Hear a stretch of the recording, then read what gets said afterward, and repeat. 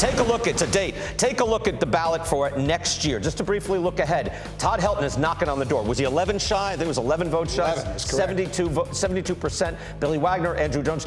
I'm very torn on Gary Sheffield. We'll have debates throughout the year. Then Beltran, A-Rod, and Manny are there. But again, you're looking at Helton and Billy Wagner are knocking on the door. Year 9 for Billy Wagner. Now, there's also an influx of talent. First-year players on the ballot.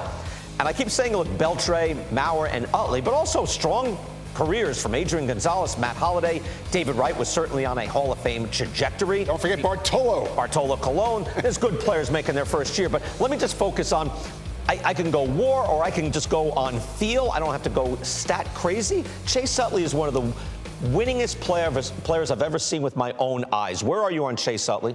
You know, you've left a big mark on me in the way I think, and that bothers me no end. But that was a good thing. Chase Utley is kind of the poster boy for what you're talking about.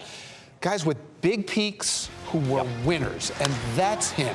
I mean, Chase was such a central figure on these great Phillies teams. That 5-year run from 27 to 2011, Chase and Jimmy Rollins were the heart of that team. Yep. They were kind of the Whitaker and Trammell of that team because they played more games together than any double play combination in the history of the National League.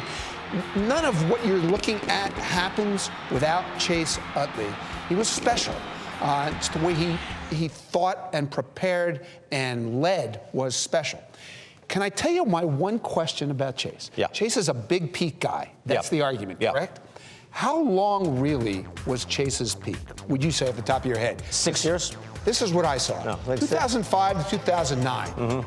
His average WAR per year was basically an 8-win player. So that's an MVP for 4 straight years, essentially. Okay, 5, right? But then the injuries really began to settle in. And I think we can make his peak look longer than it really was. Because it was so strong there, and then there's an outlier. Not unlike Don Mattingly, who also should be in the Hall of Fame. JP? Yes, well, to your point, Jason, among WAR 7, Baseball Reference, what a great guide that is to measure peak. Yeah, it is. Second highest WAR 7 of anybody on that projected ballot.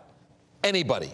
That tells you a lot about how great he was for that interval of time. And Jason, for me as a voter, and I plan to vote for Utley, I think that it was the historical significance of the teams that he played on that elevates him. You cannot tell the story of the aughts and the early teens of this century without the Phillies and Utley. And I really hope, Jason, that this elevates elevates the case of Jimmy Rollins, who is... You guys both vote. Well. You vote on Rollins. Yes. I vote for Rollins, and that I'm going beyond the WAR stat here. But Utley was just the base running, the hitting, the fielding at a superior level. Seen very few things like.